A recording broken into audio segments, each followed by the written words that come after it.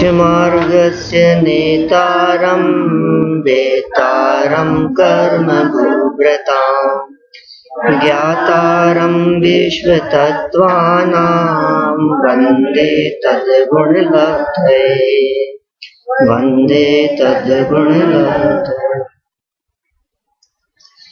तत्वार्थ सूत्र महाशास्त्र आचार्य उमा स्वामी की बहुत अपूर्व रचना, और ऐसी अपूर्व रचना कि जो 2000 वर्षों में सर्वाधिक ख्याति को प्राप्त रही, बहुत प्रसिद्ध रही ये रचना। वीतरागी और सर्वज्ञता के साथ साथ हितोपदेशी लक्षण से युक्त परमात्मा को यहां नमस्कार किया उन गुणों की प्राप्ति के लिए। हितोपदेशी माने उपदेश दाता, उपदेश देने वाले, और तीर्थंकर परमात्माओं का जो उपदेश होता है वो उपदेश स्यादवाद से युक्त होता है। स्यादवाद मई वाणी तेरी, ऐसा है ना भजन। तीर्थंकर परमात्माओं की वाणी स्यादवाद रूप ही है। हमारे जो जैन शास्त्र हैं उन शास्त्रों में से यदि ये स्यादवाद निकाल दिया जाए तो वे शास्त्र शास्त्र नहीं होंगे, शस्त्र हो जाएंगे।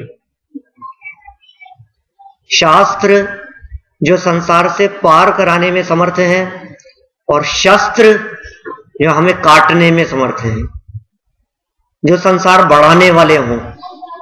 तो समझ लीजिए आप, नए का कितना बड़ा योगदान है, स्यादवाद का कितना बड़ा योगदान है। जिनवाणी की सम्यकता का आधार है ये स्यादवाद, ये जिनवाणी, जिन आगम का आधार है। माने यदि नए नहीं है, स्यादवाद नहीं है, अपेक्षा नहीं है, हमारे पास में यदि अपेक्षा नहीं है, तो वही सम्यक शास्त्र हमारे लिए अनंत संसार का कारण बन सकता है। टोडरमल जी ने मोक्ष मार्ग प्रकाशक में जो 7वां अध्याय दिया है, वहां उन्होंने निश्चयाभासी, व्यवहाराभासी, उभयाभासी इस तरह के प्रकरण दिए हैं। आप जानते हैं निश्चयाभासी कौन है? आप जानते हैं व्यवहाराभासी कौन है, उभयाभासी कौन है? आपको ये जानकर के बहुत आश्चर्य होगा कि निश्चयाभासी, व्यवहाराभासी, उभयाभासी कोई और नहीं है, ये सब जैन मिथ्या दृष्टि हैं। और न केवल जैन मिथ्या दृष्टि है, वे सभी ग्रहीत मिथ्या दृष्टि हैं। और इस बात को क्लियर करूं तो कह सकते हैं वे सभी शास्त्र पढ़कर के ग्रहीत मिथ्यात्वी हो गए हैं।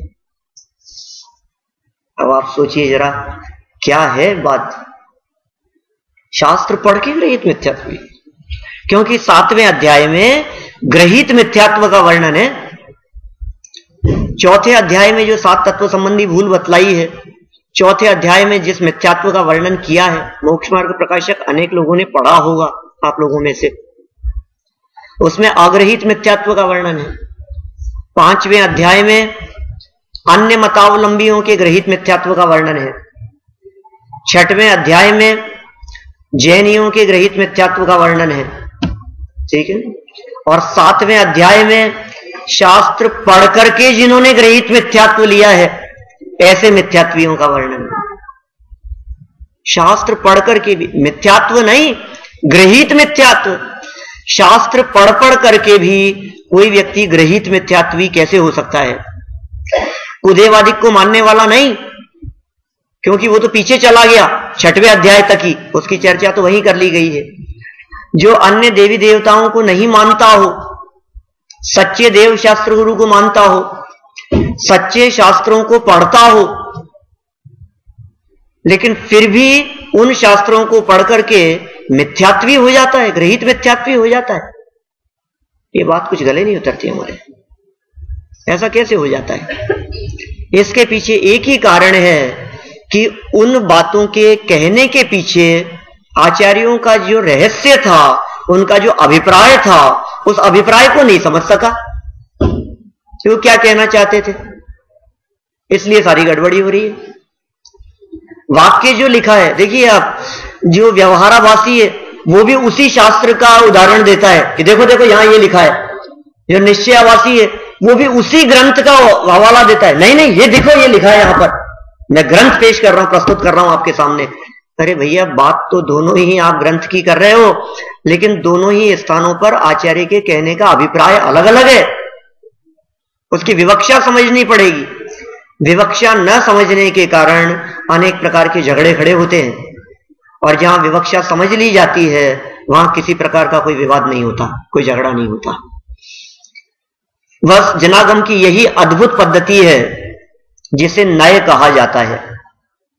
विगत दिनों में हमने तत्वार सूत्र के पहले और दूसरे अध्याय का स्वाध्याय किया है, और एक सूत्र यहां छोड़ दिया था। वो सूत्र था पहले अध्याय का 33वां सूत्र, जिसमें नय की चर्चा है। बहुत मार्मिक सूत्र है, बहुत सुंदर प्रकरण है। ये नए जैन दर्शन की अद्भुत विशेषता है। मैं तो कई बार ऐसा भी कहता हूं जब भी लोगों से बात करता हूं कि दूसरे धर्म दर्शनों में और जैन दर्शन में यदि किसी सिद्धांत को लेकर के कुछ भिन्नता दिखाई देती है, कुछ अंतर दिखाई देता है, तो वो सिद्धांत और वो विषय सिर्फ और सिर्फ नय है।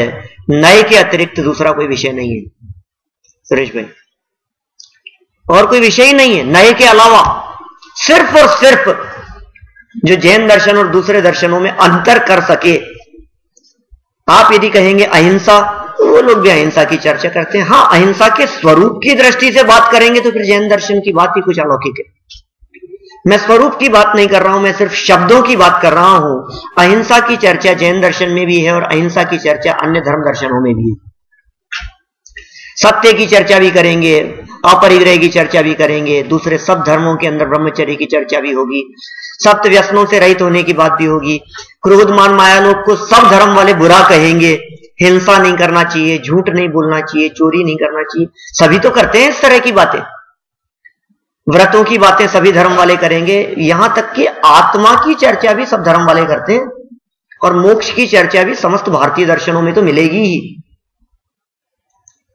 भले वेस्टर्न फिलॉसफी में आपको मुक्ति की अवधारणा ना मिले, अरस्तु है, सुकरात है, प्लेटो है, लाइबनीज है, डेकार्ट है, ह्यूम है, ये जितने भी फिलॉसफर्स हुए हैं, इन्होंने मुक्ति की चर्चा नहीं की, लेकिन अपने अपने दृष्टि से एक फिलॉसफी को प्रतिपादित किया है, दर्शन की चर्चा की है। और अच्छे दार्शनिक रहे हैं, अपने आप में लोग पढ़ते हैं, बहुत सारे लोग। आप लोगों में से हो सकता है कुछ लोगों ने पढ़े हों, मैंने तो बहुत सालों पहले पढ़े थे एमए में। माने मुक्ति की चर्चा भी सब धर्म दर्शनों में है, आत्मा परमात्मा की भी है। तो फिर आखिर ऐसी क्या बात है जो जैन दर्शन के अंदर कुछ अलग हटके है? उस विशेषता का नाम है नय, और जिसका थोड़ा सा विस्तार करें तो हम कह देते हैं स्याद्वाद। उसको यदि हम सिद्धांत के रूप में लेवें, वस्तु स्वरूप की दृष्टि से देखें, तो कह देते हैं अनेकांत। सो अनेकांत वस्तु का स्वरूप है, स्याद्वाद और नय उस वस्तु के स्वरूप को कथन करने की पद्धति है। स्याद्वाद शैली है, नय और स्याद्वाद दृष्टिकोण है, वस्तु को कैसे देखा जा रहा है, वस्तु को देखने के एंगल हैं। जो वस्तु किसी एक व्यक्ति की दृष्टि से जैसी कही जा रही है, एक दृष्टि से देखने पर जैसी दिखाई दे रही है, वो वस्तु बिल्कुल वैसी ही हो ऐसा तो नहीं है। हो सकता है दूसरा व्यक्ति देखता है तो उसे किसी दूसरे एंगल से देखे। सामने से फोटो लिया जाएगा तो अलग प्रकार का होगा, और साइड से फोटो लिया जाएगा तो हो सकता है अलग प्रकार का होगा। दिखने में कुछ तो फर्क होगा ही। आप व्यक्ति के फोटो में फिर फर्क नहीं बता सके, लेकिन यदि मैं आपसे पूछता हूं कि मेरे मकान का फोटो, आपके मकान का photo east west north south से यदि अलग अलग दिशाओं से लिया जाता है और चारों फोटो आपके सामने रखे जाते हैं, पूछते हैं इसमें से कौन सा फोटो आपके घर का है, आप क्या जवाब देंगे? ये चारों फोटो मेरे घर की। तो आपके चार घर हैं क्या? चारों दिखते तो अलग अलग हैं अखिल भाई। एक फोटो दूसरे से किसी भी रूप में, न उसका कलर दिख रहा है, न उसकी डिजाइन दिख रही है, न उसका आकार एक जैसा दिख रहा है, चारों अलग अलग दिखाई दे रहे हैं। बिल्कुल ही अलग अलग दिखाई दे रहे हैं चारों फोटो, लेकिन फिर भी वो है एक ही मकान के, माने अलग अलग दिशाओं से उसे देखा गया है। तो इसी का नाम नय है। एक व्यक्ति बात करता है तो वस्तु की सिर्फ अनित्यता की चर्चा करता है, बहुत अनित्यता की बात करता है, और दूसरा विद्वान जब बैठता है और विषय प्रकरण के वश से वो सिर्फ नित्यता की बात करता है, कदाचित श्रोताओं को ऐसा लगे इन्होंने उनकी बात को पूरा काट दिया, लेकिन ऐसा नहीं है। कदाचित सुनने वालों को ऐसा लगे कि इनमें आपस में कितना विरोध है, किंतु ऐसा नहीं है, बिल्कुल विरोध नहीं है। जब नित्यता की चर्चा की जाएगी तो पूरी तरह से नित्य ही कहा जाएगा, और जब अनित्यता की चर्चा की जाएगी तो फिर अनित्य ही कहा जाएगा। जब हम अनित्य कहते हैं तब भी नित्यता से विरोध नहीं है, और जब हम नित्य कहते हैं तब भी अनित्यता से हमारे को कोई ऑब्जेक्शन नहीं है। बस इस तरह की कथन पद्धति है कुछ नए के संदर्भ में। यहां नए का प्ररूपण कुछ अलग प्रकार से किया है, कुछ अलग हटके किया है। 7 प्रकार के नए बतलाए हैं आगम ग्रंथों में। मैं आपको वो 7 प्रकार के नए जो तत्वार्थ सूत्र में बतलाए गए हैं पहले अध्याय के अंतिम सूत्र में, उसकी यहां थोड़ी बहुत चर्चा आप लोगों के सामने करना चाहते हैं, जो सूत्र अपन ने छोड़ दिया था।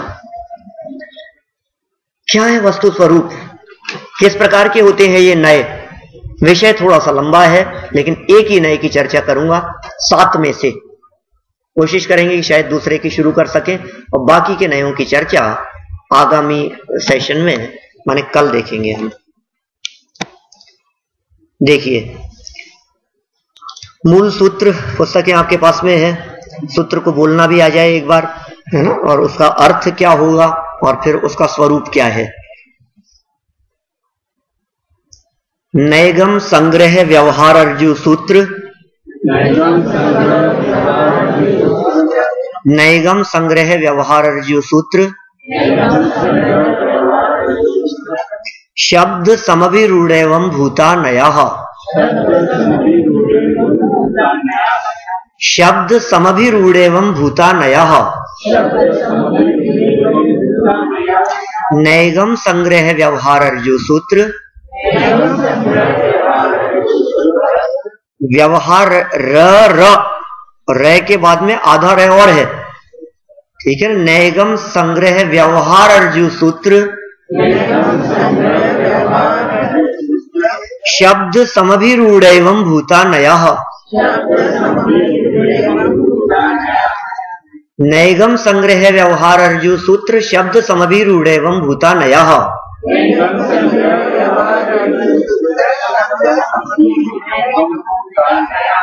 देखिए, बहुत सरल शब्द हैं, बिल्कुल शब्द शब्द यहां दिए हुए हैं। सबसे पहला नैगम, फिर संग्रह, फिर व्यवहार, फिर ऋजु सूत्र, आधा रे दिया है, ऋजु सूत्र, ऋजु सूत्र, फिर शब्द, फिर समभिरूढ़ और एवं भूत। एक ही मात्रा लग रही है डे के ऊपर, वहां से ए निकलेगा, व म भूत एवं भूत और नया, ये सब नए हैं। 7 प्रकार के हो गए। तो जितने नए बतलाए हैं, 7 नाम दिए हैं, सबके साथ में नए शब्द जुड़ जाएगा। नैगम नए, संग्रह नए, व्यवहार नए, ऋजु सूत्र नए, शब्द नए, समभिरूढ़ नए और एवं भूत नए। ठीक है। अब सबसे पहला है इसमें नैगम नए। ये जो 7 बतलाए गए हैं, ये 7 नए भी, नए मतलब समझे आप दृष्टिकोण, नए मतलब जिस विषय की चर्चा चल रही है उस विषय को देखने वाला एक एंगल, वो नए है। तो नैगम नए किसी भी पदार्थ को, किसी भी विषय को, किसी परिस्थिति को, किसी घटना को देखने वाला एक एंगल है। संग्रह नए किसी दूसरे एंगल से बात करता है। व्यवहार नए एक नया एंगल है उसी वस्तु को देखने का। तो ये जो 7 नए बतलाए हैं, ये 7 ही नए किसी भी विषय के संदर्भ में उत्तर सूक्ष्मता की ओर जाते गए हैं। या ऐसा कह सकते हैं, नैगम नए से लेकर एवं भूत नए तक प्रत्येक नए का विषय धीरे धीरे करके सूक्ष्म होता गया है। ठीक है, कठिन तो नहीं लग रहा है किसी को? आप लोग बीच में भी बोल सकते हैं, है ना। बीच में कहीं भी कुछ भी न समझ में आए, आप लोग बिल्कुल हाथ खड़ा करके रोक ले कि ये बात समझ में नहीं आई, ये बात क्लियर नहीं हुई, इसको और अधिक स्पष्ट करें। हाँ, ये जो 7 प्रकार के नए कहे हैं, ये अलग प्रकार से कहे हैं। कहीं एक नए की चर्चा आती है, कहीं 2 नए की चर्चा मिलती है, कहीं 3 नयों की चर्चा मिलती है, कहीं 7 की चर्चा मिलती है, तो कहीं 47 की चर्चा मिलती है, और यहां तक कि कहीं कहीं तो संख्यात, असंख्यात और अनंत नयों की भी चर्चा मिलती है। क्या है ये चक्कर? कितने पढ़ेंगे हम? एक प्रकार का भी नय कहा जाता है, आपने कभी सुना नहीं होगा। एक ही प्रकार, नय का कोई प्रकार नहीं, नय सिर्फ एक। वो क्या है? श्रुत ज्ञान की पर्याय। नए श्रुत ज्ञान में लागू होते हैं। नए का नाम है अपेक्षा, नए का नाम है दृष्टिकोण। तो श्रुत ज्ञान के माध्यम से जानते समय, माने जो कुछ भी जाना गया है, जो कुछ भी अपेक्षा लागू होगी, वो सब आखिर है तो श्रुत ज्ञान की पर्याय ही। तो सिर्फ ज्ञान पर्याय की दृष्टि से हम देखें, श्रुत ज्ञान पर्याय होने की दृष्टि से, तो सब कॉमन है, सब एक ही है, नए मात्र, बस कोई भेद नहीं। 2 कहेंगे तो बहुत सारे ऑप्शन है। 2 कहने के पीछे तो निश्चय व्यवहार, नाम सुने? तो निश्चय व्यवहार नए, ये 2 हो सकते हैं। द्रव्यार्थिक पर्यायार्थिक नए, ये 2 हो सकते हैं। और या फिर जितने दुनिया में नए हैं, सभी नयों को यदि 2 भागों में बांटना हो तो कह सकते हैं ज्ञानात्मक नय और वचनात्मक नय। ये शास्त्रों में किया है ऐसा विभाजन, ज्ञानात्मक और वचनात्मक कह करके 2 प्रकार के बतला दिए हैं। माने ज्ञानात्मक और वचनात्मक, ये 2 प्रकार किस तरह से हो सकते हैं? ऐसा समझिए आप, जब हम किसी भी वस्तु को किसी एक अपेक्षा से जानते हैं तो ज्ञानात्मक नय होता है, और जब हम किसी भी वस्तु का कथन किसी एक एंगल से करते हैं तो वो वचनात्मक नय होता है। वचनों के माध्यम से जब एक पक्ष को कहा गया, अभी मेरे को ऐसा लग रहा है शायद नय क्लियर नहीं हो पा रहा पीछे। राजेश जी, आपको तो क्लियर होगा पहले से। नए मतलब आप क्या देख रहे हैं उसके अंदर। किसी व्यक्ति के बारे में चर्चा करें, मान लीजिए हम कि साहब, जैसे मान लीजिए हम हमारी पुत्री के लिए कोई लड़का देख करके आए, और 4-5 लोग गए थे हम। जैसे ही घर लौट करके आए तो आने के बाद में घर पे पूछा कि लड़का कैसा था। अब एक व्यक्ति ये जवाब देता है बहुत सुंदर था, दूसरा ये कहता है कि नहीं लंबा था, तीसरा व्यक्ति कहता है इंटेलिजेंट बहुत है, चौथा ये कहता है बिजनेस तो बहुत अच्छा है। तो हम ये पूछते हैं कि इन चारों में से किसकी बात सच्ची है? सबकी बात सच्ची है। चारों बातें तो अलग अलग कर रहे हैं, चारों लोग अलग अलग बात कर रहे हैं। और भी एंगल हो सकते हैं बहुत सारे। कोई कह सकता है गोरा था, कोई कह सकता है कि नहीं चश्मा लगाता था, चश्मे वाला है, नहीं कोई कह सकता है बिल्कुल स्लिम है, नहीं बहुत तरह की बातें हो सकती हैं। कोई वजन थोड़ा सा ज्यादा लगता है, नहीं कलर थोड़ा सा डार्क है। कितने तरह के एंगल से उसे देखा जा सकता है एक ही व्यक्ति को, और उन सब में से कोई भी बात गलत नहीं है। एक चीज का दूसरी चीज से कोई विरोध नहीं है। माने कोई व्यक्ति पूछे कि इनके बारे में बतलाओ, इनका परिचय दो, तो हमने ये कहा कि नियर अबाउट 75 kg, 75 किलो के होंगे। तो और दूसरे व्यक्ति ने कहा कि नहीं नहीं 5 फुट 6 इंच के हैं। अब हम आपसे पूछते हैं 5 फुट 6 इंच के हैं या 75 किलो के हैं? दोनों अलग अलग बातें। इसमें विरोध इसलिए नहीं है कि 75 किलो जो कहा गया है वो वजन के दृष्टिकोण से कहा गया है, वजन की अपेक्षा से कहा गया है। 5 फीट 6 इंच जो कहा गया है वो लंबाई की अपेक्षा से कहा गया है। हमारे को इसलिए विरोध नहीं दिखता क्योंकि हमारे को उसमें लंबाई और वजन इन दोनों अपेक्षाओं का अंतर पता है। लेकिन जब हम शास्त्रों की बात करते हैं, जब हम आत्मा की बात करते हैं, और जब हम कहते हैं कि नित्य है और दूसरा व्यक्ति कहता है अनित्य है, तो फिर तुरंत झगड़ा खड़ा हो जाता है कि ये कैसी बात कर रहे हो आप। एक व्यक्ति तो कह रहा था ऐसा और दूसरा कह रहा था ऐसा, ऐसा कैसे हो सकता है? जब हम आत्मा की बात करते हैं, जीव की बात करते हैं, एक व्यक्ति कहता है कि जीव कैसा होता है, उसने कहा कि जीव कैसा होता है, जो चलता फिरता है वो जीव है। दूसरे ने कहा जो जानता देखता है वो जीव है। तीसरे ने कहा जो सुख दुख का अनुभव करता है वो जीव है। एक व्यक्ति ने कहा जीव कौन होता है? नहीं, अरे अमूर्तिक होता है जीव तो। अब बोलो क्या गलत है इसमें? जीव अमूर्तिक नहीं होता, जो जानता देखता है वो भी जीव है, जो सुख दुख का अनुभव करता है वो भी जीव। कोई अनंत गुण वाला कह सकता है, कोई असंख्यात प्रदेशी कह सकता है, अमूर्तिक भी कहा जा सकता है, इंद्रियों का विषय नहीं है।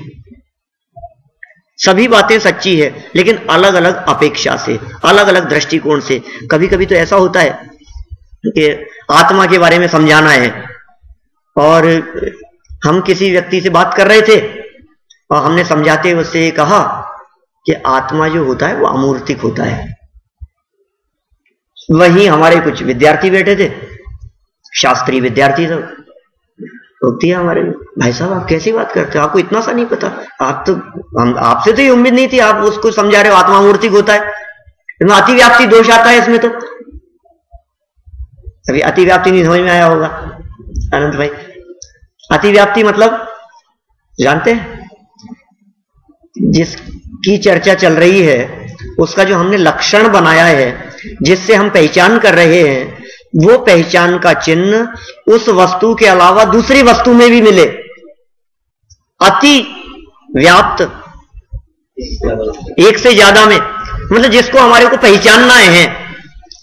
जैसे मान लीजिए किसी व्यक्ति ने नीचे पूछा कि भाई एक बात बतलाओ, हमारे को ऊपर जो है ना अतुल जी से मिलना है, तो मैं पहचानता नहीं हूं, पहली बार आया हूं। तो उसने कहा कि यार मैं कैसे बतलाऊं ऐसे, तो एक काम करो चश्मा लगाते हैं तो ऊपर जाकर के देखना मिल जाएंगे। अब लेकिन ऊपर आकर के देखा तो यहाँ तो 12-15 लोग चश्मा लगाते हैं। तो ये जो लक्षण है, ये लक्षण कैसा होगा?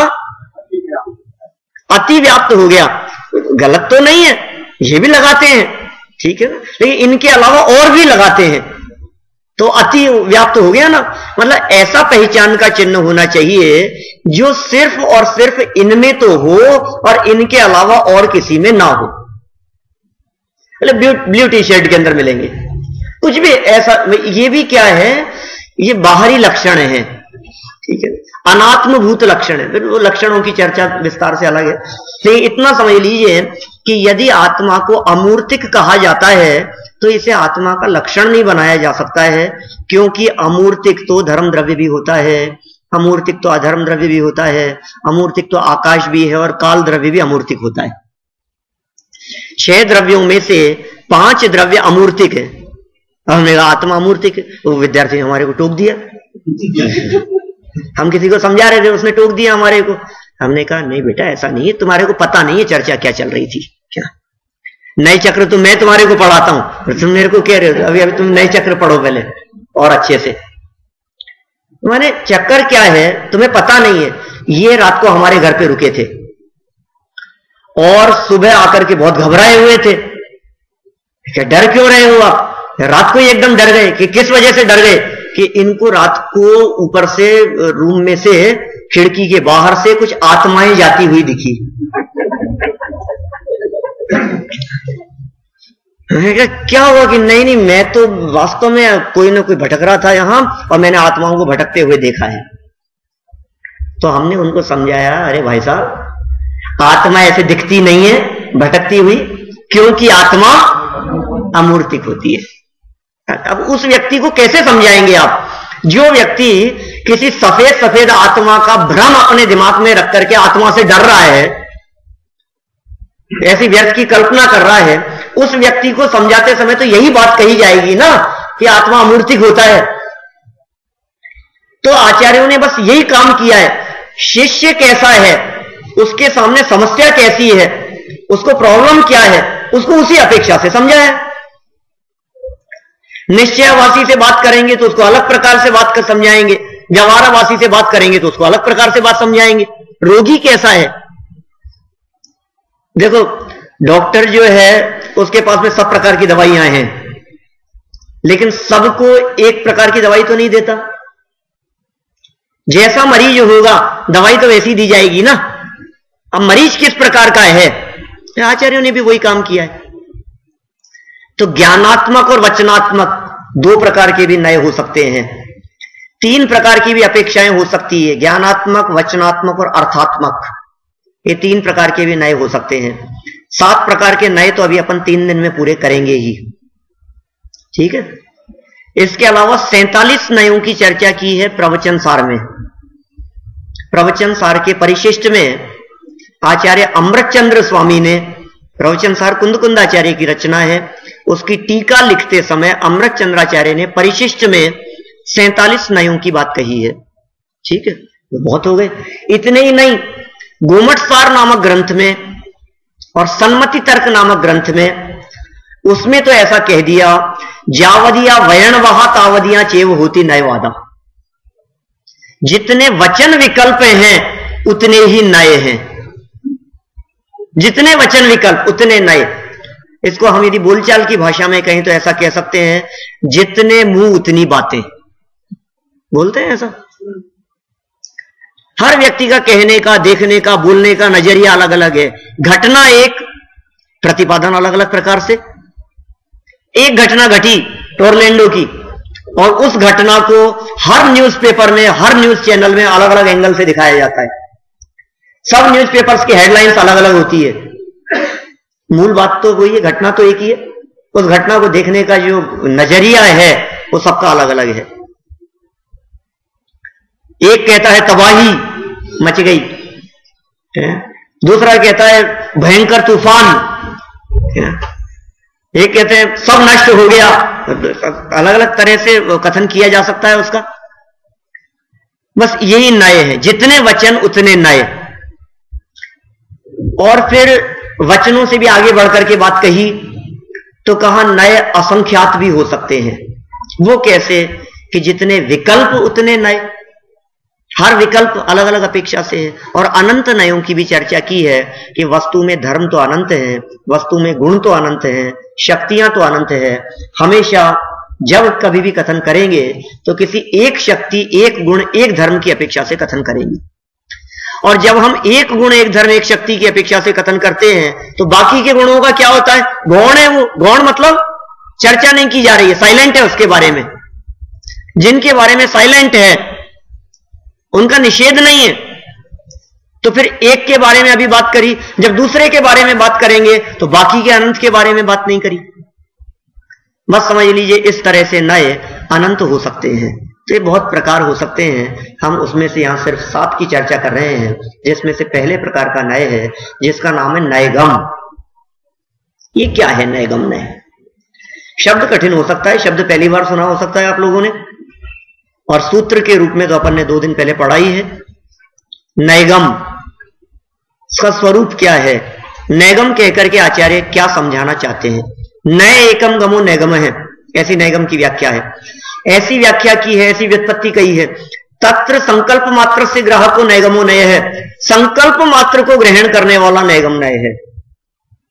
संकल्प को ग्रहण करता है। नयगम का विषय क्या होता है? संकल्प। नयगम का विषय आपका चिंतन, नयगम का विषय है आपकी कल्पना। आपने कल्पना लोक में जो कुछ भी सोचा, जो कुछ भी विचार किया, जो कुछ भी संकल्प किया, वो नयगम नय का विषय है।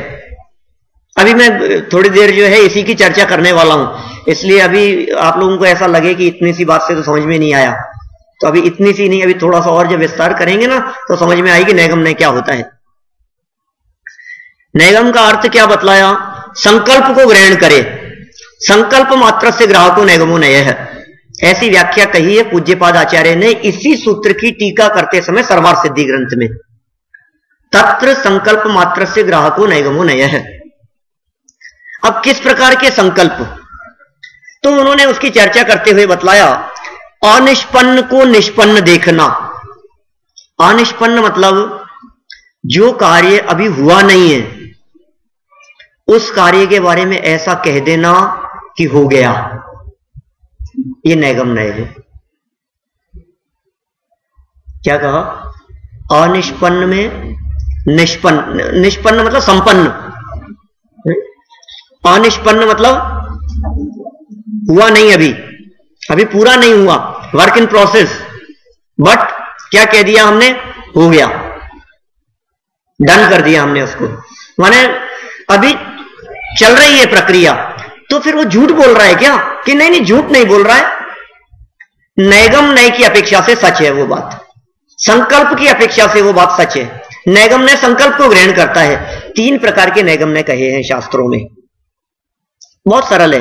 तीनों, और तीनों के नाम एक सेकंड में याद हो जाएंगे। एक बार बोलूंगा और सबको तीनों नए के नाम याद हो जाएंगे। 3 प्रकार के नैगम नय हैं, भूत नैगम नय, वर्तमान नैगम नय और भावी नैगम नय।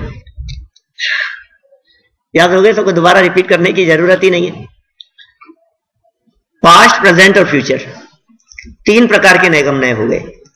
भूतकालीन घटनाओं को इस प्रकार से कहें कि काम वर्तमान में हुआ है, ये भूत नैगम नय। वर्तमान में चल रहे काम को संपन्न कहना वर्तमान नैगम नय, और भविष्य में घटने वाली घटनाओं को घट चुकी इस तरह से प्रतिपादित करना ये भावी नैगम नय। ये तो कुछ जच नहीं रही है बात हमारे को, क्या नहीं जच रही है? दिन रात तो इस तरह के प्रयोग करते रहते हैं हम। इसके लिए एक प्रस्थ का उदाहरण देकर के पूज्यपाद आचार्य ने चर्चा की। 1600 वर्ष पहले एक व्यक्ति हाथ में फरसा लेकर, क्या कहेंगे उसे, कुल्हाड़ी जैसा कुछ समझ लीजिए आप, वो लेकर जंगल की तरफ जा रहा था। किसी दूसरे व्यक्ति ने उससे पूछा कि भैया कहां जा रहे हो? तो उसने जवाब दिया, मैं प्रस्थ लेने जा रहा हूं। ये पुराना शब्द है, प्राचीन भाषा का, 1600 साल पहले का। प्रस्थ शब्द का अर्थ होता है लकड़ी का कोई एक ऐसा बर्तन जो पुराने जमाने में अनाज वगैरह नापने के काम आता था। जब तराजू नहीं थे ना, मशीनें नहीं थी, इस तरह के कोई तराजू वगैरह नहीं थे, तो वो कुछ बर्तनों के अंदर नाप करके और अनाज वगैरह दिया करते थे। लकड़ी का कुछ एक ऐसा यंत्र जैसा कुछ हुआ करता था। तो उसने क्या कहा, मैं प्रस्थ लेने जा रहा हूं। ये भावी नैगम नय का उदाहरण बतलाया। नैगम नय के संदर्भ में पूज्यपाद आचार्य ने कहा कि क्या मतलब, अरे अभी तो जंगल में जा रहा है, पेड़ काटेगा, लकड़ी काटेगा, उसमें से लकड़ी निकालेगा, लकड़ी लेकर के आएगा, लकड़ी को सुखाएगा, लकड़ी को सुखाने के बाद में फिर जाकर के प्रस्थ बनाएगा, और अभी क्या बोल रहा है कि मैं प्रस्थ लेने ही जा रहा हूं। लेकिन इसका यह कथन झूठ इसलिए नहीं है क्योंकि वो उस काम से जा रहा है। उसका लक्ष्य लकड़ी ला करके चेयर बनाने का नहीं है, टेबल बनाने का लक्ष्य नहीं है। उसका लक्ष्य लकड़ी ला करके प्रस्थ बनाने का ही है, इसलिए उसके द्वारा किया गया ऐसा कथन वो असत्य नहीं है। भावी नैगम नय, भविष्य में होने वाले कार्यों के लिए कथन करना। ऐसे वर्तमान में जो कार्य हो रहे हैं, किए जा रहे हैं, जैसे मान लीजिए, और इस संदर्भ में उदाहरण दिए गए, कोई महिला किचन में खड़ी है और खड़े खड़े वहां कुछ खाना वाना बना रहे हैं, कर रहे हैं, और किसी ने पूछा कि क्या कर रहे हैं? उन्होंने कहा भात पका रही हूं। एग्जैक्टली कर क्या रही थी वो, कि अभी डब्बे में से चावल निकाले हैं, एक बर्तन में लिए हैं और नल खोल करके चावल धो रही है। और जवाब क्या दिया गया? भात पका रही हूं, चावल पका रही हूं, चावल बना रही हूं। आप सोचिए, इसको झूठ कहेंगे क्या हम? चावल पका रहे हैं कि चावल धो रही हैं? अभी तो चावल धो रही हैं, फिर उसके बाद में निकलेंगे, फिर पानी उसमें से निकालेंगे, फिर जो भी प्रोसेस आप लोग ज्यादा समझते हैं, माने जो भी आगे घटनाक्रम चलेगा, लेकिन वो काम करने वाले हैं ऐसा संकल्प है ना अभी, बस इस आधार पर कथन किया है तो वो नैगम नय है, उसमें हमारे को कोई ऐतराज नहीं है। भूतकाल की घटनाओं में वर्तमानवत व्यवहार करना। आज क्या है कि आज महावीर जयंती है, आज महावीर जयंती है। आज के दिन क्या हुआ था? आज के दिन भगवान महावीर स्वामी का जन्म हुआ। तो आज भगवान महावीर स्वामी का जन्म हुआ, ऐसे जो कथन किए, आज हुआ भगवान महावीर स्वामी का जन्म। आज तो बच्चे हैं वो, अभी तो कि नहीं हुआ था, लेकिन व्यवहार कैसा कर रहे हैं कि मानो आज ही हुआ हो। आज के दिन सबसे पहले जिनवाणी लिपिबद्ध हुई, आज श्रुत पंचमी का दिन है, आज के दिन लिपिबद्ध हुई, आज के दिन शास्त्र पूरा हुआ।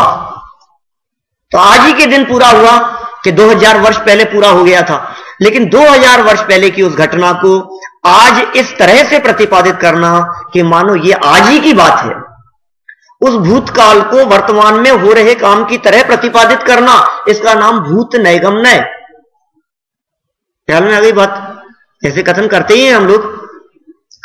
भूतकालीन घटनाओं के संदर्भ में इस तरह के कितने कथन मिलेंगे, शास्त्रों में बहुत कथन मिलेंगे, और लोक व्यवहार में यदि आप देखेंगे तो इस तरह के प्रयोग हम करते ही रहते हैं। आपको इसमें ऐसा लगेगा कि वर्तमान नैगम्य और भावी नैगम्य, इन दोनों में ही काम अभी हुआ नहीं है और काम को पूरा देख लिया गया है। क्या अंतर है दोनों में? वर्तमान नैगम्य में भी काम पूरा नहीं हुआ है और संपन्न देखा है, और भावी नैगम्य में भी काम नहीं हुआ है वो काम हो गया ऐसा देखा है। क्या अंतर है?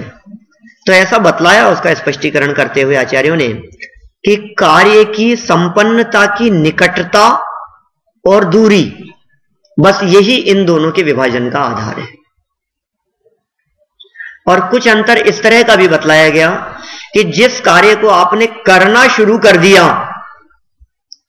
और लेकिन पूरा नहीं हुआ, उसे कहेंगे वर्तमान नैगम्य, पूर्ण कहना। और जो काम अभी आपने शुरू ही नहीं किया और फिर भी कहना कि मैं ये कर रहा हूं, अपनी प्लानिंग के आधार पर, अपनी योजना के आधार पर, संकल्प के आधार पर। भले देखिए एक और विशेष बात है यहां कि ये जो नैगम्य है ना, ये नैगम्य ने मात्र संकल्प को लिया है। अब वो काम वैसा होगा या नहीं होगा ये अलग मैटर है। समझ रहे हैं आप? जैसे मान लीजिए अतुल भाई, योजना बनाई हमने, अभी अपन ने विचार किया, संकल्प किया, ये प्लानिंग करी कि शायद नेक्स्ट ईयर के अंदर जो है वो टोरंटो में पंचकल्याणक होना है, तो अपना नेक्स्ट ईयर का जो जाना शिविर है वो टोरंटो में रखेंगे। संकल्प कर रहे हैं, अपन ऐसा विचार कर रहे हैं, और हो सकता है हम इस संकल्प के आधार पर घोषणा भी कर दें। हमारे को पता लगा कि वहां पंचकल्याणक हो रहा है, वहां उस समय में रखें, वहीं उसी जगह रखना अच्छा है, क्योंकि लोग वहां आएंगे भी और वो समय भी ठीक रहेगा और इसी दौरान होगा। हमने घोषणा कर दी, हमने कह भी दिया, सब लोगों को बता भी दिया कि हमारा अगला शिविर जो है अगले वर्ष का 2014 का टोरंटो के अंदर होगा। ठीक है, किस आधार पर कथन किया आपने? ये संकल्प के आधार पर। फिर किसी ने पूछा कि अगला शिविर कहां हो रहा है? ने कहा अगला शिविर तो जाना में हो रहा है, वहां हो रहा है, जाना का शिविर टोरंटो में हो रहा है। हो रहा है क्या? होगा की भाषा भी कही जा सकती है और हो रहा है प्रेजेंट कंटीन्यूअस टेंस में भी कहा जा सकता है उसको। ठीक है ना? अभी हो सकता है साल भर में, क्योंकि एक साल का अंतराल है, अभी हो सकता है अक्टूबर, नवंबर, दिसंबर के फरवरी तक पहुंचते पहुंचते ऐसी सिचुएशन हुई कि वो मंदिर बन नहीं सका, कि कुछ काम पूरा नहीं हो सका, कि कुछ ऐसा निर्णय लिया गया कि नहीं अभी तो अपन अभी नहीं रख रहे हैं, इसको अपन दिसंबर में रखेंगे पंचकल्याणक के। पंचकल्याणक और एक साल बाद में किया जाना चाहिए, अपने को क्या जल्दी है। तो ऐसा होने पर हमने अपने शिविर का प्रोग्राम टोरंटो से बदल करके दूसरी जगह रख दिया।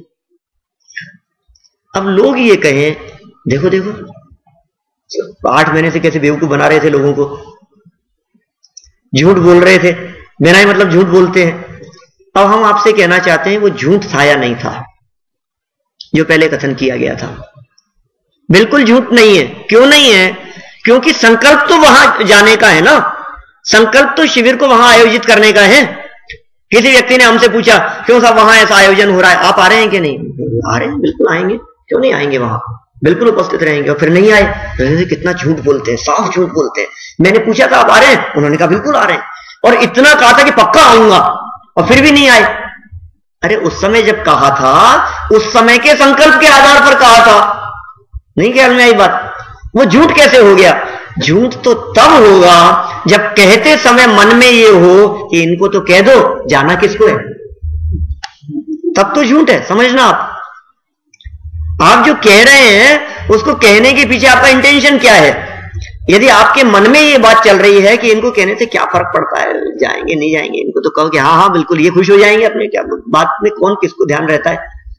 अभी तो कम से कम खुश कर दो कि हाँ आएंगे, बिल्कुल आएंगे। अभी पूछा अतुल भाई ने, भाई आप आ रहे हो ना जाना शिविर में वहां डिट्रॉइट में? हाँ ऐसा बिल्कुल आएंगे, फिर आए नहीं। तो अब ये जो आपने कहा है ये किस अपेक्षा से कहा है आपकी आप जाने। लेकिन ये नैगम्य कब कहलाएगा कि मन में भाव था, झूठ नहीं था, संकल्प था, आने का परिणाम था। माने संकल्प नय, ये जो नैगम नय है संकल्प को ग्रहण कर रहा है, घटना उस रूप घटेगी या नहीं घटेगी उससे कोई मतलब नहीं है। ज्ञानियों के दिमाग में तत्व प्रचार प्रसार संबंधी बनने वाली जितनी भी योजनाएं हैं, जितने भी संकल्प हैं प्रचार प्रसार को लेकर के, जनवाणी का प्रचार प्रसार कैसे हो, इन बातों को लेकर के जो कुछ भी संकल्प किए गए हैं वे सब नैगम नय के ही तो विषय हैं।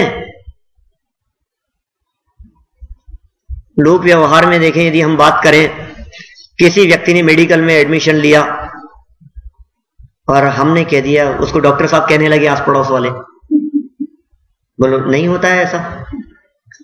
हमारे यहाँ विद्यालय के अंदर पढ़ने के लिए आते हैं विद्यार्थी, अभी 10th क्लास पास करके 11th में आए हैं, उपाध्याय अभी शास्त्री तो 5 साल में होंगे, विद्वान बनेंगे, अभी सिर्फ पढ़ने के लिए आए हैं। और उनके आस पड़ोस में और लोगों ने, सबने उनको पंडित जी कहना शुरू कर दिया, शास्त्री जी कहना शुरू कर दिया है, कैसे कथन कर दिए जाते हैं। अब भले वो कर पाएगा कि नहीं कर पाएगा, 5 साल पढ़ेगा या नहीं पढ़ेगा, कि 2 साल पढ़ करके छोड़ करके वापस आ जाएगा, उसको नहीं जचेगा, वो सब अलग मैटर है। लेकिन अभी क्या संकल्प है इसका? अरे कंपाउंडर को डॉक्टर साहब कहना है, आगे क्या पढ़ाई चल रही है, आगे क्या करेगा, क्या होगा। आप देखिए, कोई रिटायर्ड मजिस्ट्रेट हैं, जज साहब हैं, अपने पीछे जयपुर से आए हुए हैं, अब रिटायरमेंट हो गया, लेकिन आज भी आपको जज साहब कहते हैं ना, लोग कहते हैं ना, तो आप फैसला करते हैं, अभी भी कहीं जाते हैं, सेवाएं देते हैं। हाँ, देखिए, आप नहीं करते हुए भी कोई व्यक्ति ऐसे हैं जो मतलब भूतकालीन पर्याय के आधार पर, ये भूत नैगम नय का कथन है, असत्य नहीं है। कोई व्यक्ति डॉक्टर थे, इलाज करते थे, बहुत उन्होंने सेवाएं दी, बहुत इलाज किया लोगों का और अपनी पूरी जिंदगी उसमें निकाली, लेकिन अंतिम समय में 5, 7, 10 साल जब 60, 65, 70 की उम्र हो गई, उन्होंने सोचा यार अपने को आत्म कल्याण में लगना चाहिए। अब उन्होंने क्या किया कि वो सब छोड़ दिया, अपना प्रोफेशन बंद कर दिया उन्होंने, लेकिन फिर भी सारी दुनिया उनको डॉक्टर साहब ही कहती है। इलाज नहीं करते तो भी डॉक्टर साहब कह रहे हैं। कौन से नए से कह रहे हैं? नैगम नय से कह रहे हैं। माने वो कौन सा दृष्टिकोण है कि एक इलाज नहीं करने वाले व्यक्ति को भी डॉक्टर कहा जा रहा है? ये कौन सी अपेक्षाएं हैं कि जो व्यक्ति अभी विद्वान नहीं बना है फिर भी उसको विद्वान कहा जा रहा है? ये कौन सी अपेक्षा है जिस अपेक्षा से जो व्यक्ति अभी डॉक्टर नहीं बना है, जिसने सिर्फ और सिर्फ अभी एंट्रेंस एग्जाम दिया है और उसके बावजूद उसे लोग डॉक्टर कहने लग गए हैं, डॉक्टर साहब बोलने लग गए हैं। कोई सीए एंट्रेंस का एग्जाम दे रहा है तो उसको सीए बोलने लगे, अकाउंटेंट साहब बोलने लगे, चार्टर्ड अकाउंटेंट है ये, तो कुछ भी जो भी, ये तो ऐसे जो कथन किए जाएंगे, ये सारे कथन जो भूत भावी के संदर्भ में किए गए हैं, ये सब नैगम नय के ही विषय बनते हैं। मैं समझता हूं शायद कुछ क्लियर हो रही होगी नैगम नय की बात। कठिन तो नहीं लग रही है? अतुल भाई कह रहे थे कि नए लोगे तो भाग जाएंगे लोग। कठिन तो नहीं लग रहा है? पीछे स्वस्तिका है, ठीक है। देखो क्या कह रहे हैं, नैगम। अब शास्त्रों के उदाहरण देखो आप, माने ये तो मैंने लोक व्यवहार की इस तरह की बात कही। आप यदि शास्त्रों के उदाहरण देखेंगे तो आपको 1, 2 नहीं, सैकड़ों स्थानों पर ऐसे मिलेंगे। आप भरत चक्रवर्ती को जानते हैं आप लोग?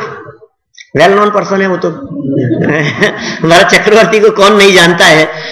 ऋषभ देव के बेटे थे, 6 खंड के अधिपति थे, चक्रवर्ती थे, है ना भाई साहब। भरत चक्रवर्ती कौन? भरत चक्रवर्ती भरत भगवान है, वो भरत चक्रवर्ती नहीं है।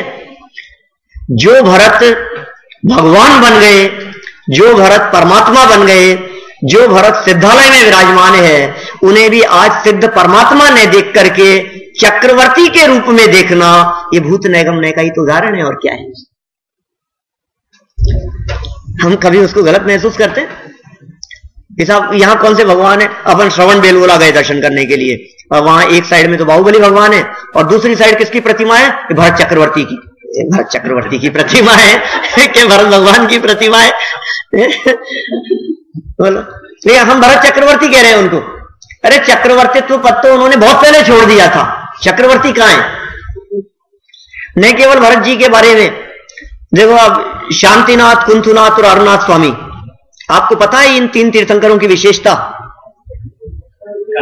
तीर्थंकर, चक्रवर्ती और कामदेव 3-3 पद के धारी थे।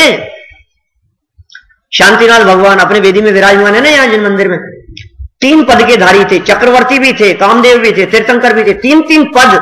मैं कहता हूं 3 पद का धारी कोई होता ही नहीं है, और कम से कम ये 3 पद तो एक साथ बनते ही नहीं है। क्यों नहीं बनते?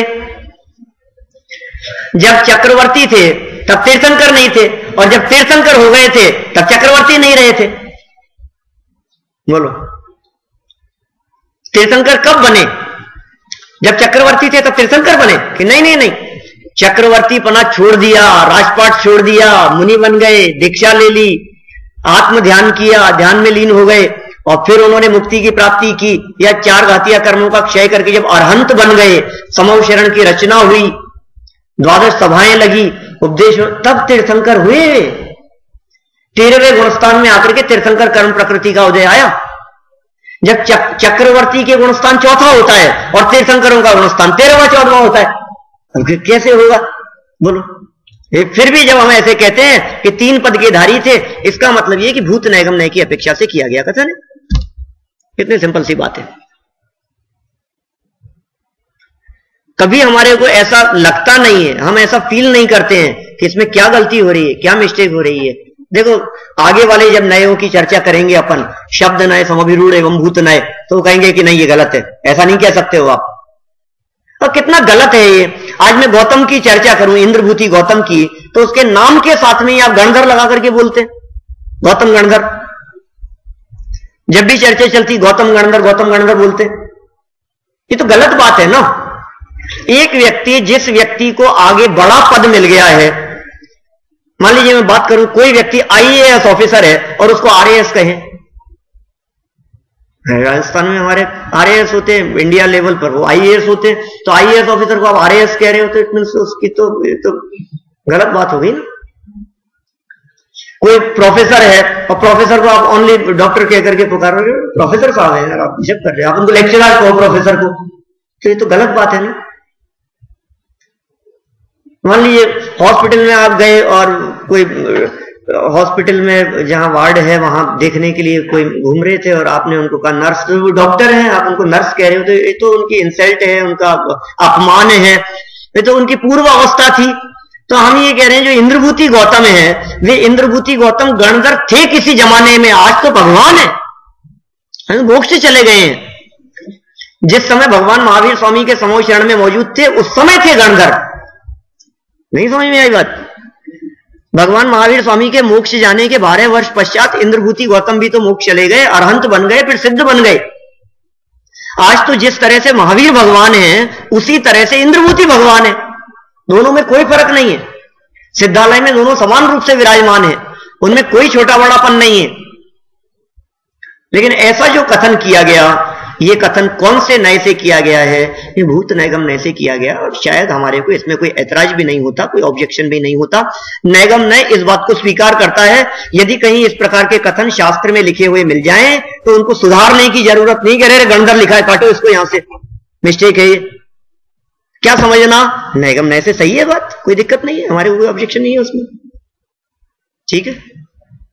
कल जैसे मैंने द्रव्य निक्षेप आदि की जब चर्चा की थी, नाम स्थापना द्रव्य भाव तत्सन्यास से, इस सूत्र की चर्चा करते समय मैंने कहा था रावण के संदर्भ में चर्चा की हमने। रावण और लक्ष्मण नरक में है वर्तमान में, आपको पता है। और फिर ये जो सीता है ना, वो सीता रावण को संबोधन करने के लिए गई नरक में। सीता रावण को संबोधन करने की, पता है कि नहीं आप लोगों को घटना? देवगति में जाकर के आप सीता को तलाशने की कोशिश करेंगे ना, आप लाउड स्पीकर लगा करके सीता सीता बोलेंगे तो कोई नहीं सुनेगा। क्या? कोई सीता सामने नहीं आएगी, क्योंकि वहां सीता कोई है ही नहीं। और नरक में जाकर के रावण को तलाशेंगे, वहां के नरक के न्यूज़पेपर में निकालेंगे वांटेड तो कहीं आपको रावण नहीं मिलेगा, कहीं आपको लक्ष्मण नहीं मिलेंगे। क्या कह रहे हो आप? क्यों? क्योंकि वो तो गए, वहां तो नरक में तो एक नारकी है, और देवगति के अंदर कौन है कि देवगति में तो एक देवगति का जीव है, प्रतीन्द्र है। वहां तो सीता का जो जीव है वो वर्तमान में 16वें स्वर्ग में प्रतीन्द्र है। तो वो एक प्रतीन्द्र या एक देवगति का जीव किसी नरक के नारकी को संबोधन करने के लिए जाता है, और हम ऐसा कह देते हैं कि सीता रावण को संबोधन करने के लिए गई, और फिर उसके बाद में और आगे आगे की चर्चा करने लगते हैं हम। वो ऐसा होगा, वो वहां तीर्थंकर होंगे, या वो वहां चक्रवर्ती होगा और ये दोनों उसके वहां बेटे होंगे, फिर वो तीर्थंकर होंगे, फिर वो उसके गणधर होंगे। सीता का जीव जो है वो रावण जब तीर्थंकर बनेगा तो उसका गणधर होगा। लक्ष्मण का जीव जो है वो धातकी खंड में तीर्थंकर, तो वो धातकी खंड के तीर्थंकर देखना। और इतना ही नहीं, इन सबकी प्रतिमाएं विराजमान करना तीर्थंकर रूप से। भावी तीर्थंकरों के रूप में आज निर्मल तीर्थंकर की प्रतिमा विराजमान है कि नहीं है? भावी तीर्थंकरों की प्रतिमाओं को हम पूजते हैं कि नहीं? अर्घ्य चढ़ाते हैं कि नहीं?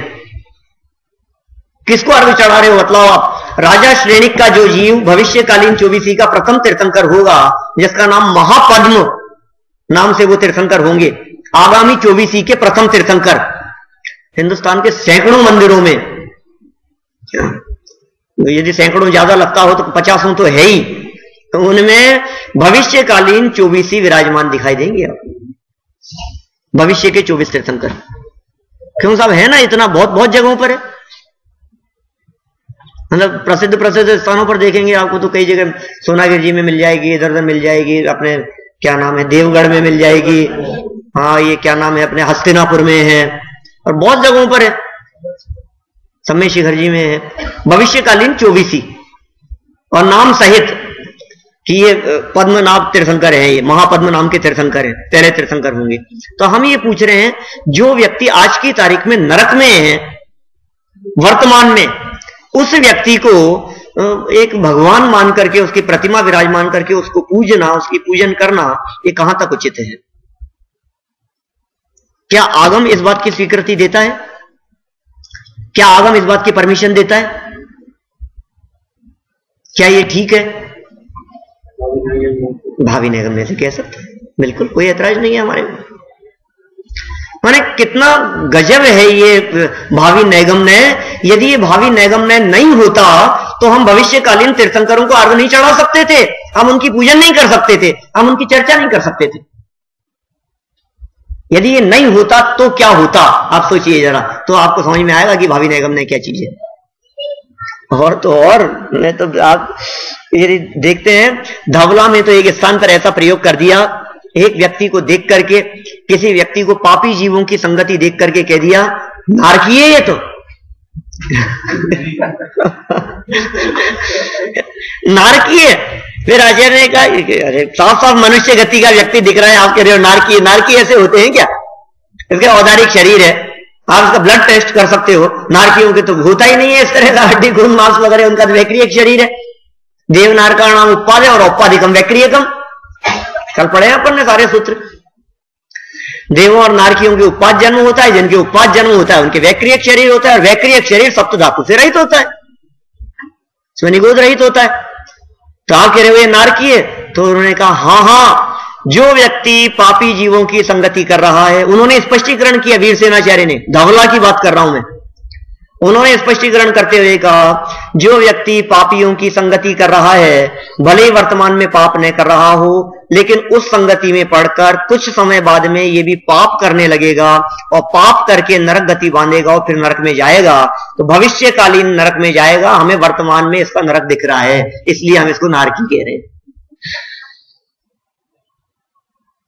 कह सकते हैं राजपुत्र को राजा साहब कहना, शेर जी के पुत्र को शेर साहब कहना, ये ऐसे ही तो उदाहरण है, वो बोलते हैं इस तरह का, हमें कोई ऐतराज नहीं।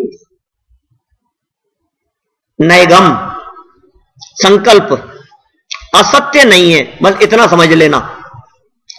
देखिए ऐसी घटनाएं घटती है, हम घर से निकले समय शिखर जी जाने के लिए,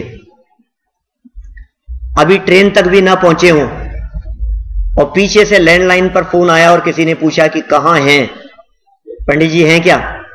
कि नहीं गए हो, तो कि कहां गए? कि समय शिखर जी। क्या अच्छा समय शिखर जी गए हैं? कि हां। वो फोन रख दिया, बात खत्म हो गई।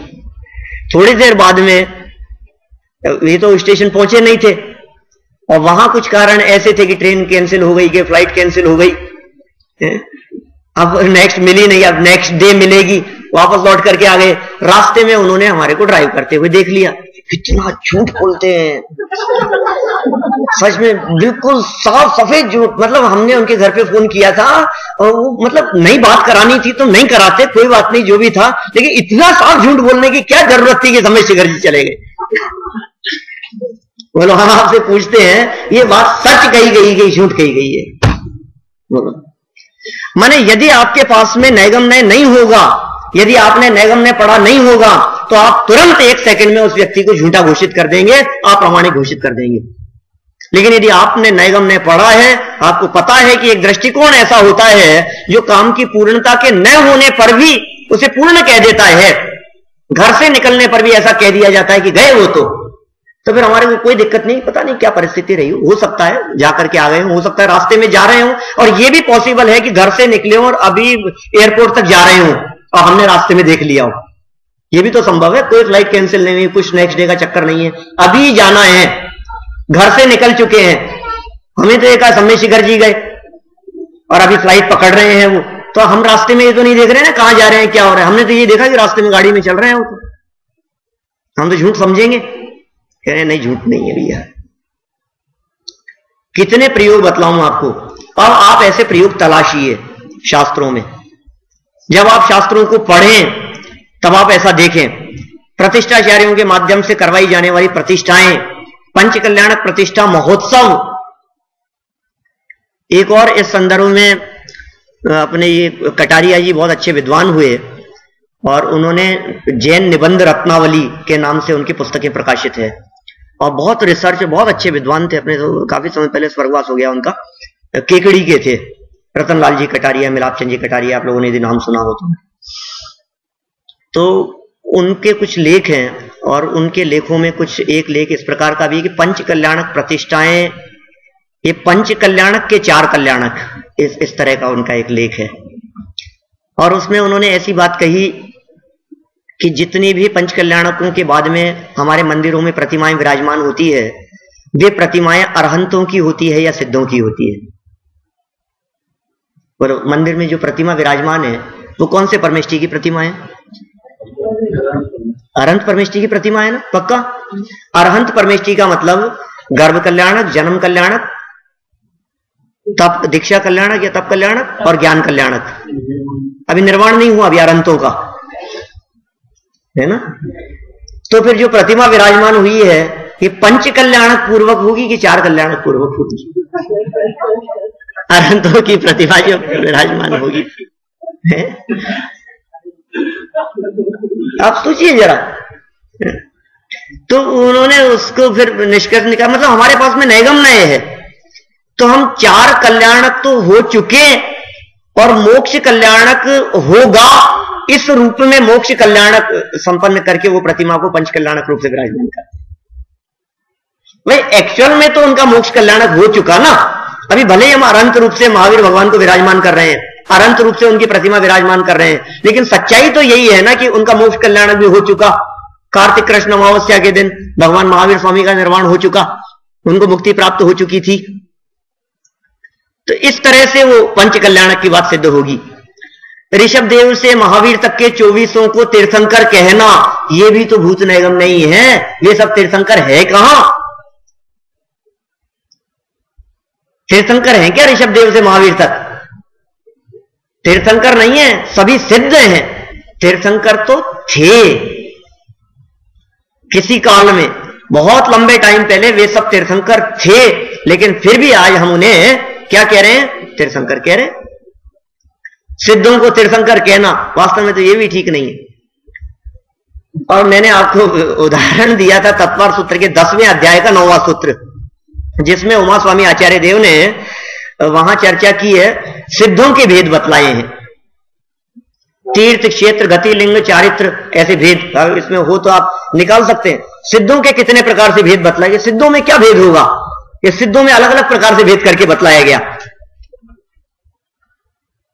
देखो क्या कहते हैं, क्षेत्र काल गतिलिंग तीर्थ चारित्र प्रत्येक बुद्ध बोधित ज्ञानावगाहनांतर संख्याल्प बहुत्वतः साध्या। क्षेत्र की अपेक्षा से सिद्धों में अंतर, काल की अपेक्षा से सिद्धों में अंतर, लिंग की अपेक्षा से सिद्धों में अंतर है, चारित्र की अपेक्षा से अंतर, ज्ञान की अपेक्षा से, अवगाहना की अपेक्षा से, अंतर की अपेक्षा से सिद्धों में अंतर बतला दिए कि ये अंतर कैसे हो सकते हैं सिद्धों में, एक सिद्ध दूसरे सिद्ध से अलग कैसे हो सकते हैं, कि नहीं भूतकाल की अपेक्षा से देखो तो अंतर है और वर्तमान की अपेक्षा से देखो तो सभी अनंत गुण संपन्न है, सभी 8 गुणों से युक्त है, 8 कर्म से रहित है। मतलब जितना सिद्धों की चर्चा की है वो सारी, मैं तत्वार सूत्र 10वें अध्याय के 9वें सूत्र की बात करता हूं। कोई चौथे काल के सिद्ध, कोई पंचम काल के सिद्ध, कोई तीसरे काल के सिद्ध। ऐसे ही पता है क्या शलाका पुरुष कितने हुए, बोलो शलाका पुरुष कितने होते हैं, कितने होते हैं पीछे पता है भैया कितने होते हैं शलाका पुरुष? 63 शलाका पुरुष होते हैं, जिसमें 24 तीर्थंकर, 12 चक्रवर्ती, 9 नारायण, 9 प्रतिनारायण और 9 बलभद्र। ये 63 शलाका पुरुष है, विशिष्ट पुण्यशाली पुरुष होते हैं ये। प्रथमानुयोग में इनका बहुत विशेष उल्लेख है और इन्हीं के आधार पर प्रथमानुयोग की रचना होती है। मैं आपसे पूछता हूं वर्तमान में कितने हुए, कितने हुए? 57 तो नहीं है। 63 शलाका पुरुषों में से तिलोय पन्नती के अंदर कहीं 60 की चर्चा आई, 59 की चर्चा आई और 58 की चर्चा भी आई। क्या बात है? हाँ, इस अपेक्षा से कि कितने व्यक्ति हैं, मतलब होते तो 63 ही हैं, पद तो 63 ही हैं, तो 60 कैसे कहे कि शांतिनाथ, कुंथुनाथ और अरनाथ, ये जो 3 व्यक्ति थे, ये तीनों व्यक्ति चक्रवर्ती और तीर्थंकर दोनों पद इनके थे। तो इसका मतलब 60, मतलब 63 की जगह 60 लोगों ने ही 63 पदों को कवर कर लिया। एक व्यक्ति के 2-2 पद हो जाएंगे। हमने मान लीजिए कुल 63 पद निकाले, या मान लीजिए हमने समझ लीजिए हमारे को मंदिर में छत्र विराजमान करने, चमर विराजमान करने, 64 चमर विराजमान करने, मान लीजिए हमारे को प्रतिमा के ऊपर लगाने हैं, तो हम मान करके चल रहे हैं 64 लोग होंगे। लेकिन एक व्यक्ति ने 3 छत्र की बोली ले ली या 3 चमर की बोली ले ली मान लीजिए, तो फिर कितने रह गए कि 64 की जगह 61 कोई चांस मिला ना। तो ऐसे 63 शलाका पुरुष हैं तो 63 की जगह 60 कोई चांस मिला, तो फिर साहब 59 क्यों कहे गए? या 59 की बात कही उन्होंने तो कहा नहीं, एक महावीर स्वामी ऐसे हैं जो त्रिप्रष्ट नाम के नारायण हुए थे पहले, बहुत काल पहले, जीव वही था। तो इस अपेक्षा से वो भी आखिर वर्तमान में भले ही न हो लेकिन पहले उनका वो पद रहा ना, तो फिर साहब 58 कैसे हुए ये बताओ? 58 तो और तो कोई नाम आता नहीं है जिन्होंने कोई ऐसा कॉमन पद रहा हो। तो 58 की चर्चा कैसे की? तो उन्होंने कहा 58 की चर्चा की है चौथे काल की अपेक्षा से, कि चौथे काल में 58 ही शलाका पुरुष हुए। कि कैसे? कि ऋषभ देव तीसरे में ही हो गए थे। अभी हम आपसे पूछते हैं कि वर्तमान चौथे काल में कितने तीर्थंकर हुए? वर्तमान में कितने तीर्थंकर हुए साहब वर्तमान चौथे काल में? तो एकदम तो सब यही कहेंगे 24 हुए, 24 तीर्थंकर हुए चौथे काल, 24 तीर्थंकर होते। अरे 24 नहीं है, क्या 23 है, 23 है। ये जो है ऋषभ देव परमात्मा, ये ऋषभ देव तीसरे काल में ही जन्मे थे और तीसरे काल में मोक्ष चले गए थे। तो काल अपेक्षा से सिद्ध कहना क्या हुआ? महावीर स्वामी नहीं, वो जम्बू स्वामी पंचम, हाँ वो केवली थे, और भी कई हुए हैं पंचम काल में मोक्ष जाने वाले, बहुत हुए हैं। अंतिम श्रीधर केवली का नाम आता है अपने कुंडलपुर जो दमोह में है, बड़े बाबा क्षेत्र, वहां से अंतिम केवली मोक्ष गए श्रीधर केवली।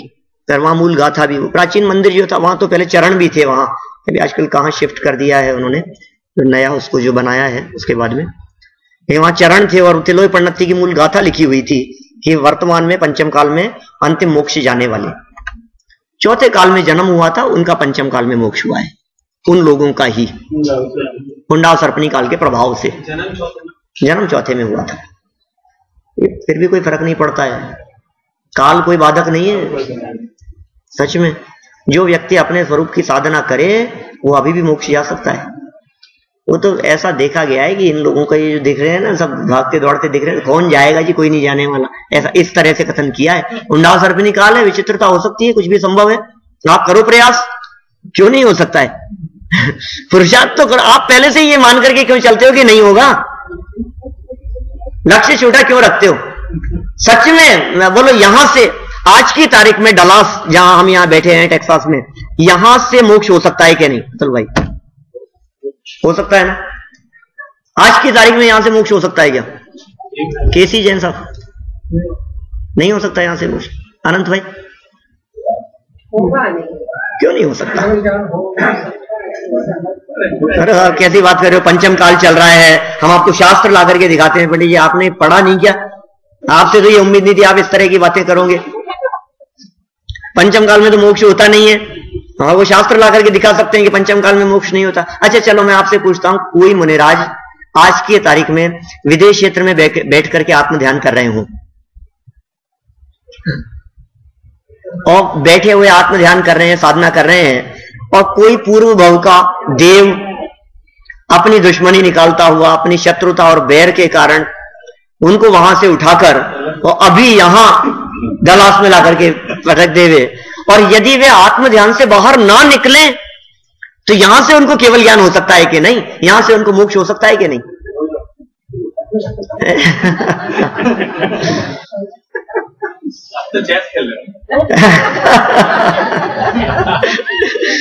हो सकता है, ऐसा क्यों नहीं हो सकता है?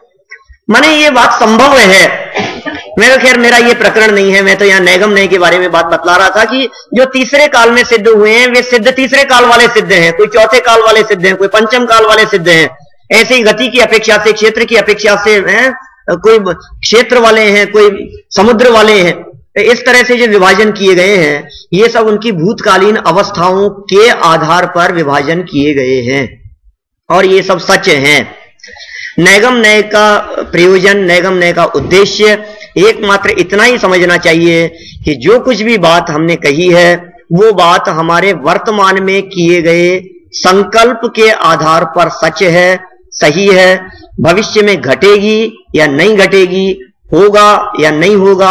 आज जो योजना बनाई है वो हमारे ज्ञान में सच है, पेपर पर जो योजना बनाई गई है वो वर्तमान की दृष्टि से सच है। बस इतना मात्र ग्रहण करना ही नैगम नय का विषय है। जब नैगम नय के माध्यम से कल्पना और वस्तु जगत माने वास्तविकता, सत्ता जो है, और कल्पना जगत, इन दोनों बातों को विषय बनाया जाता है, तो फिर संग्रह नय आगे चल करके ये कहता है कि नहीं, हम काल्पनिक बातों को सच्चा नहीं मानते, हम तो यथार्थता को ही सच्चा मानते हैं। इस तरह से संग्रह नय कुछ और सूक्ष्मता में जाने की बात करता है, व्यवहार ने और सूक्ष्मता में जाने की बात करता है। आगामी नयों में किस प्रकार की सूक्ष्मता है और किस प्रकार से वे नए कार्य करते हैं, इस बात को हम कल के स्वाध्याय में देखेंगे। अभी की बात को मैं यहीं विराम देता हूं।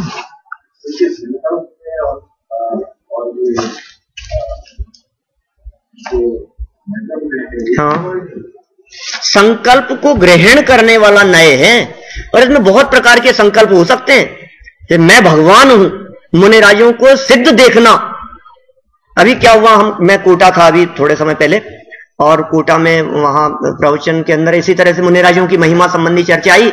चलते फिरते सिद्ध कहा, तो नीचे एक दो लोग थे जिन्होंने बहुत ऑब्जेक्शन किया कि नहीं, आप किस अपेक्षा से उनको सिद्ध कह सकते हैं, ऐसे कैसे सिद्ध हो सकते हैं? वो मुनिराज और सिद्ध मुनिराजों को सिद्ध तो नहीं कह सकते आप, जो संसारी है। तो अब उनको इनका आपको नय पढ़ना पड़ेगा। भावी नैगम नय की अपेक्षा से मुनिराज को सिद्ध कहा जा सकता है। सिद्धों जैसे ही, अरे जो सिद्ध बनने वाले हैं, सिद्ध बनने का जिनका संकल्प है, परमात्मा बनने का जिनका संकल्प है, वे परमात्मा है। भगवान बनने का जिनका संकल्प है वे भगवान है। क्यों नहीं कहा जा सकता है? हम भगवान क्यों नहीं है?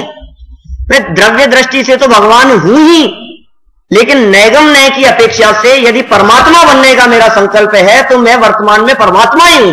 जिस व्यक्ति का परमात्मा बनने का संकल्प दिखता है उस व्यक्ति को परमात्मा कहा जा सकता है। अरे सम्यक दृष्टि को भगवान कहना भावी नैगम नय का विषय है, और मैं तो ऐसा कह सकता हूं मुनिराज को भगवान कहना वर्तमान नैगम नय का विषय है, क्योंकि उनकी तो वर्क इन प्रोसेस। क्या तो ये इस तरह के नैगम नय हैं, अपन करेंगे फिर इनके बारे में चर्चा। और किसी को हाँ, और किसी को यदि कोई क्वेश्चन हो, कुछ बात पूछ ली।